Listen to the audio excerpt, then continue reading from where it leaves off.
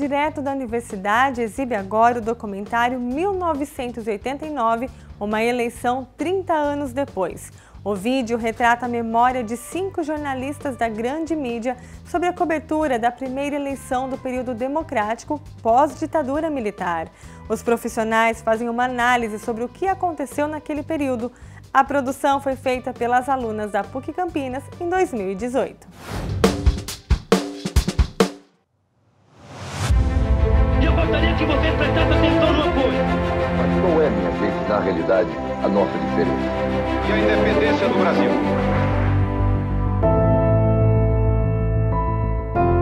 O maior sistema de comunicação do país apoiando um candidato que atendia às expectativas das pessoas. Isso é absolutamente sensacional, né? Na minha opinião, por querer ou sem querer, a Rede Globo não refletiu apenas a vantagem que o Collor tinha obtido, como multiplicou aquilo. Na época, tinha um oligopólio de comunicação no país. Já tinha o Estadão, já tinha a Folha, já tinha o Globo. O cara era candidato de um partido inexistente, governador de um estado inexistente, e ninguém conhecia fora do eixo Nordeste, ali, mal e porcamente com 16, e não tinha nada, história na vida política. Como escapar aos fatos? Naquele momento, a Casa Grande queria que ganhasse o Collor. Ponto.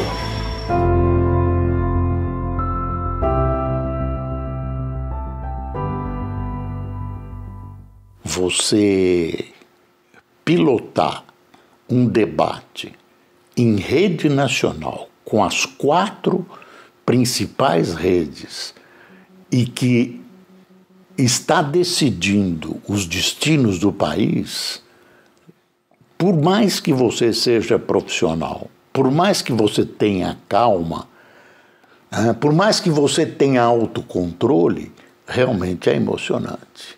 Tem uma parcela muito grande de emoção. Qualquer deslize meu, qualquer loucura minha, qualquer bobeira, podia ter consequências muito graves. A mídia no Brasil sempre serviu ao poder. Sempre, sempre. Nunca houve qualquer tipo de flexão ou resistência.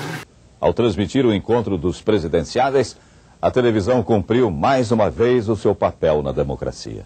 Ter participado daqueles momentos em que a televisão foi confirmada como o principal veículo no principal processo da democracia, que é a eleição, é algo que muito nos orgulha. Tem a ver muito mais com o próprio sistema Globo, né? A família do Collor tem a Globo de Alagoas, né? E desde sempre. Então, tinha também essa questão empresarial ali no meio, muito próximo e tal. O Lula saiu muito mal no debate, muito. Não sei se ele estava nervoso, o Collor era um cara dono de veículo de comunicação, estava muito mais treinado para falar na televisão, etc. Então, e no sábado passou a edição, que foi o Roberto Marinho que mandou fazer, né, contra o Lula, a favor do Collor. Eu queria saber do outro candidato. O ex-governador Brizola está mentindo? Ou o seu candidato a vice-presidente é realmente corrupto? Brizola disse que o Bisol contraiu um empréstimo que ele considera imoral, e o Bisol disse que o empréstimo é correto e que vai processar o Brizola. O Collor teve um desempenho muito melhor. Muito melhor. 1. 2. A Rede Globo manipulou o debate. Você editar o debate era muito difícil. Eu editei pessoalmente, junto com um grande editor que até era petista. Nós editamos tira-põe para ficar equilibrado. É muito difícil. Eu vi o debate da redação. Nós todos estávamos torcendo pelo Lula. Ouvimos o debate. Quando terminou o debate, a minha conclusão pessoal era o seguinte: o Lula perdeu. Veja agora a avaliação do desempenho dos candidatos. Collor teve o melhor desempenho na opinião de 44,5% dos entrevistados. Lula foi o melhor para 32% dos telespectadores. Quando começou a cobertura da campanha eleitoral, foi criado, como hoje, uma força-tarefa especial, agregando pessoas de várias editorias e atividades e funções para cuidar da cobertura das eleições. Nós estávamos voltando do regime militar. Então a imprensa tinha perdido aquela embocadura de tratar uma eleição presidencial com as mesmas ferramentas da democracia. Porque a democracia tem que aprender. Então isso ainda não estava muito desenvolvido, não estava muito afinado com a população de uma maneira geral. E mesmo a população não estava muito ligada no que estava acontecendo, né? Da importância que era a eleição para presidente da República. A eleição foi, acho que meses depois, ou dias depois, acho que foi dias depois da queda do Muro de Berlim. Portanto, se fazia ainda num ambiente de Guerra Fria, né, de especulação em torno da Guerra Fria e tal. Tanto é que havia toda uma onda em torno do chamado monstro, que ele se chamava à época de monstro Brizola, que era a mistura de Brizola com Lula, que seriam os dois candidatos de esquerda, as chamadas elites, dariam um tiro na cabeça. De um lado está a candidatura do Centro Democrático, por mim representada. Do outro lado está uma candidatura que esposa teses estranhas ao nosso meio, teses marxistas, teses estatizantes, teses que não primam pelos princípios democráticos consagrados na nova Carta Constitucional. Collor como candidato dos patrões, logo ficou evidente a escolha, né? Estava claro.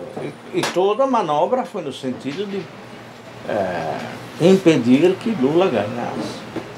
Lula saiu em primeiro lugar nas pesquisas, na saída das pesquisas, naquele ano. Lula estava na frente.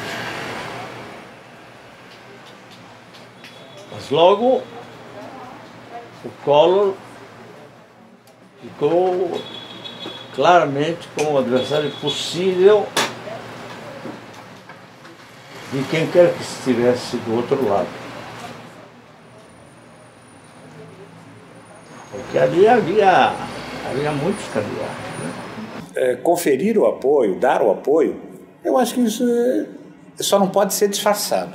A maior parte dos meios de comunicação, exceto a Folha, apoiou claramente o Fernando Collor de Mello, que era o único, não porque ele fosse bonitinho, alto, elegante, não, simplesmente porque ele era o único que apareceu nas pesquisas com possibilidade de derrotar o monstro, Lula Brizola. Ele está um segundo turno, imagine que desastre seria um segundo turno entre Brizola e Lula para o jogo dominante da época, né? As reportagens tinham que ter isenção, equilíbrio, interesse público, etc.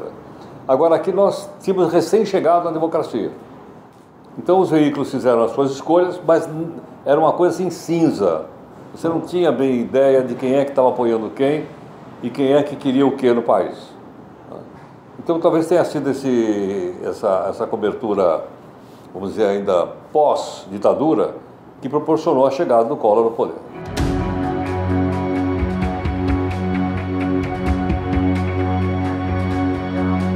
No Brasil, o retorno à democracia, na verdade, foi numa eleição indireta, em 85, foi a eleição do Tancredo Neves, Tancredo Neves e José Sarney, que acabou virando o governo Sarney. E em 89, que aí sim foi a eleição direta, a graça, de alguma maneira, já se tinha perdido, né? Não era mais saída da ditadura. A ditadura já havia acabado, os partidos estavam normalizados, já tinha tido uma nova Constituição elaborada, enfim, todos os andaimes da democracia estavam montados. O país tinha atravessado um trauma muito grande, que foi a morte do Tancredo e a ascensão do presidente José Sarney, que carecia de legitimidade, a posse dele foi discutida, o país tinha atravessado uma série de traumas, inclusive um problema grave que foi o congelamento que o Sarney fez, o plano Sarney, que foi um estelionato eleitoral. A situação econômica do país foi se agravando cada vez mais, e aí você teve um caos econômico, hiperinflação, enfim, ninguém via a hora de acabar o governo do Sarney. E aí apresentaram candidatos com propostas bastante divergentes, né, para a época, para tentar tirar o país do sufoco que ele estava. 89 é o momento em que vamos para as eleições, com o respaldo de uma Constituição, de alguma forma, potável. Aquele período chamou-se, erradamente, a meu ver, redemocratização, que não faz sentido, porque não houve, nem então houve democracia, mas pelo menos tínhamos eleições. E podia se candidatar quem quisesse. Eu fui votar pela primeira vez para presidente nessa eleição, com 46 anos de idade, que é um roubo dos meus direitos políticos e cívicos ter sido punido com a impossibilidade de votar para presidente durante tanto tempo. Porque a eleição anterior tinha sido em 1960, eu tinha 17 anos na época, e naquela altura só se podia votar a partir de 18. Então a eleição seguinte, 89, já foi 29 anos depois. Aí eu saio de casa para ir votar, acompanhado dos meus filhos, todos já maiores, que também votavam pela primeira vez.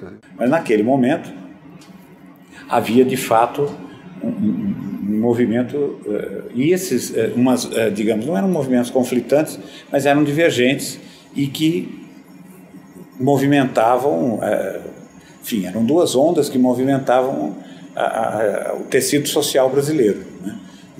Uma que vinha dos movimentos populares, que eram ainda muito menores, pequenos, você não tinha tanta representação como tem hoje, mas que se concentravam na figura do Lula, e essa coisa não apenas, mas principalmente da classe média emergente, da classe média consolidada, tá?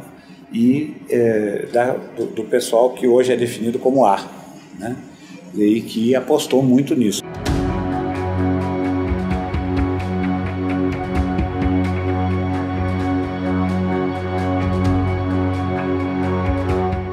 Lula principalmente, o Lula eu conheço desde as greves no ABC em 1979, 78 e tal. E o Collor, tive uma conversa longa com ele, me convidou para um café lá em Brasília, que começou acho que às 10 horas da manhã, terminou às 4 da tarde. E depois acompanhei alguns comícios dele por aí afora e tal, conhecia o pessoal que viria a ser da equipe econômica dele, a Zélia, Cardoso de Mello e os outros da equipe econômica. Enfim, tinha contato com todo mundo, né? Você vive nesse ambiente e está condenado a ter contato com todo mundo, goste ou não goste. Uma vez me telefonou, ele era governador de estado, de Alagoas, e me disse que ia ser candidato a presidente da República, e eu dei risada. Ele falou: o que você está rindo? Eu tinha uma certa cordialidade com ele.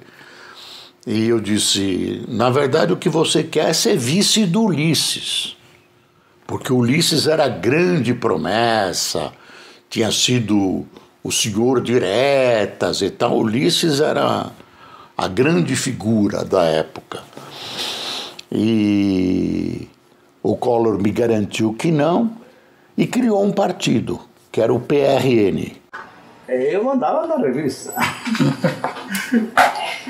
Então, eu entrevistei o Lula. Quem entrevistou o Collor foram outros. Eu não cheguei a conversar com o Collor, porque todas as vezes que ele vinha a São Paulo, eram sempre passagens muito rápidas, e a gente estava, como eu falei, havia uma força-tarefa, e eu estava focado, estava muito mais envolvido na cobertura do próprio Lula, e atividades dele, e atividades do PT, e de outros caras, como Ulisses. A gente não ficava, não havia uma dedicação a um candidato. O Brizola almoçou, todos os candidatos almoçaram na Folha em determinado momento da campanha de 89, e o Brizola disse a certa altura do almoço: olha, a vitória, que o Collor já estava em primeiro lugar nas pesquisas, a vitória do Collor seria histórica, ou seja, contra a história, e de fato seria. O Brizola era um radical, ele foi se tornando um cara mais maleável. Quando ele chegou no Brasil, ele já chegou como social-democrata. O PDT, eu conheço bem a fundação do PDT, ajudei a fundar o PDT. Era um partido socialista democrático, a social-democracia. Ele era um cara de centro-esquerda. Era contra o Marinho, contra o Collor, enfim, a favor de um campo progressista, de um candidato progressista. Isso era a tese do Brizola. que era um homem muito simpático. Eu não quero me referir aos continuadores de tudo isto, a esses candidatos que nós chamamos filhotes da ditadura, que vocês todos sabem quem são. Ulisses, ao contrário do que parece, né? Ele era um sujeito divertido e tal. Você, por exemplo, viajava com ele, chegava num determinado lugar e ele falava, bom, lá vamos nós rumo a maionese assassina. Que em todo lugar alguém servia maionese e era aquele calor, aquela coisa toda. Eu acho que o pobre doutor Ulisses, ele era o candidato certo no momento errado. Ele deveria ter sido, primeiro ele deveria ter sido candidato, deveria ter havido eleição direta em 1985, quando a Emília foi derrotada, e ele seria certamente o candidato, porque era o chamado senhor diretas e tal. Nesse momento também o doutor Ulisses seria um candidato muitíssimo forte, porque foi o ano de conclusão da Constituinte, da chamada Constituição Cidadã, que ele presidiu, que enfim foi a figura mais emblemática, etc. e tal. Declaro promulgada. Só que em 89 isso tudo já estava velho e aparece esse tal de Collor atropelando todo mundo e derrubando candidaturas que teoricamente seriam muito mais tradicionais. Quando o Collor apareceu como candidato, parecia uma coisa assim, como assim? O que significa isso? Quem é esse cara? Eu me lembro que essa era a pergunta. Quem? Quem é esse cara? Quem? E era isso mesmo, era o quem. Né? E o quem ganhou a eleição, e ganhou estourado. Né? E contra lideranças históricas importantes, aquela coisa toda, mas que o ciclo havia acabado. Né? Acabou o gás daquele pessoal todo. E acabou naquele momento. Tanto que vários deles depois nunca mais apareceram. O protagonismo acabou ali. Né? Além do que, você tinha uma eleição, veja só, como é que você pode fazer uma eleição presidencial com 22 candidatos? Né? Pensa, vamos imaginar isso hoje, impossível. Naquele momento tudo era novo.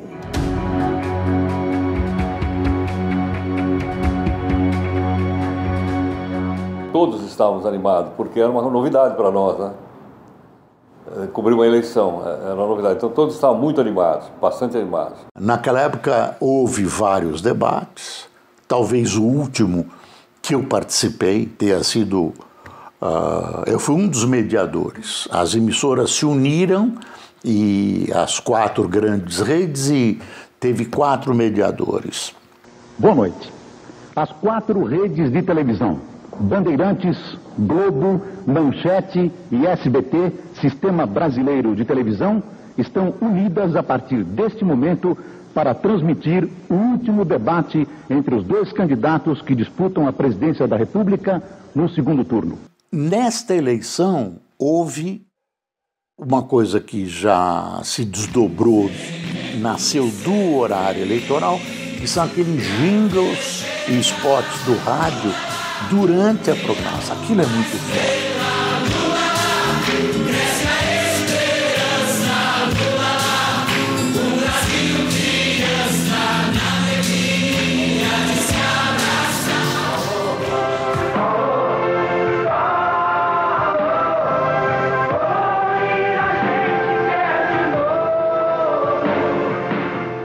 Eu, pessoalmente, tinha uma sensação, percepção de que a gente estava vivendo um momento histórico. Foi uma coisa extraordinária.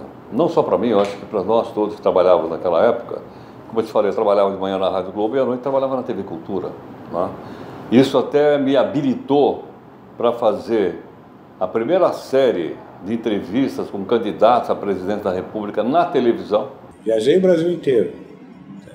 Não, quer dizer, mas naquela época, fazer jornal era viajar. Você viajava muito, ao contrário de hoje, em que circunstâncias todas, principalmente o fato de que fazer jornal virou uma coisa muito cara, né? Mas viajava-se demais. Né? Você estava o tempo todo. E aonde o candidato ia, ou aonde a campanha, para onde a campanha ia a raça ia toda junto. Você tinha que depender de gastar sola de sapato, ir à rua, consultar milhares de fontes para você ter uma informação, sei lá, sobre gasto de campanha, vamos dizer, já que estamos nesse assunto. Era um sacrifício. Hoje em dia você entra no site do Tribunal Superior Eleitoral e pronto, você dá todo quanto gastou o Joãozinho, o Pedrinho, o Antônio, etc. É uma baita facilidade.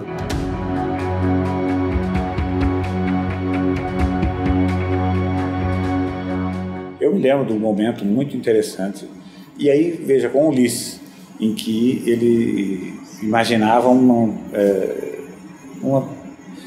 pequeno lugar na fronteira, ainda hoje é um pequeno lugar na fronteira da Colômbia, chamado São Gabriel da Cachoeira. E ele imaginava uma reunião pequena, primeiro pela localização, pelo tamanho da cidade. Tinha 1.000 pessoas, ou seja, as pessoas vieram de barco, vieram como puderam para ouvir um candidato. Isso é absolutamente sensacional. O Collor e o Lula, num debate que eu mediei, que foi no Rio, eu não me lembro se isso foi no Rio ou em São Paulo, como o Collor tinha atacado muito o Lula pessoalmente, aquelas descobertas que ele tinha uma mulher, que ele renegou a filha, aquelas coisas todas, o Lula negou o cumprimento ao Collor, porque o combinado é que os dois iam para frente e eu era o primeiro, foi sorteado, eu era o primeiro mediador. Aí eles vieram, ficaram frente ao outro, mas o Lula negou o cumprimento ao Collor e avisou que ia negar. No primeiro turno, houve um episódio que realmente me deixou 3, 4 noites sem dormir. Que, no primeiro turno, o Datafolha fez a pesquisa de boca de urna, que deu o Collor em primeiro lugar, como todas as pesquisas anteriores vinham indicando, e o empate no limite da margem de erro entre Lula e Brizola, ou seja, para definir quem ia para o segundo turno. Até que horas tantas, quando o limite de fechamento já estava se aproximando velozmente, o Antônio Manuel Teixeira Mendes, que era então o responsável pelo Datafolha, disse: não, vai ser o Lula, porque está no limite da margem de erro. Só um erro extraordinário vai permitir que o Brizola passe para o segundo turno, superando o Lula. Então a Folha postou: o segundo turno Collor-Lula. Só que a apuração no dia seguinte, nos dois ou três dias seguintes, não indicava isso, indicava o Brizola no segundo turno contra o Collor. Aí, você fica desesperado, você fala, o jornal vai ser completamente desmoralizado. Você já imaginou se o segundo turno é Collor-Brizola, não é Collor-Lula, como nós informamos? Nós estamos ferrados, né? Pro resto da vida. Né? Eu não me lembro os números. O Collor teve 30 e poucos % no primeiro turno, o Lula acho que 17%, e o Brizola 16, 15, era muito perto, eram assim 200 mil votos, 300 mil votos, que ele achava que São Paulo não deu para ele Brizola. Era um segundo turno que o Brizola teria ocupado o lugar do Lula. Ele se sentiu usurpado, Brizola. Se ele tivesse ido para o segundo turno, eu acho que ele acabava com o Collor.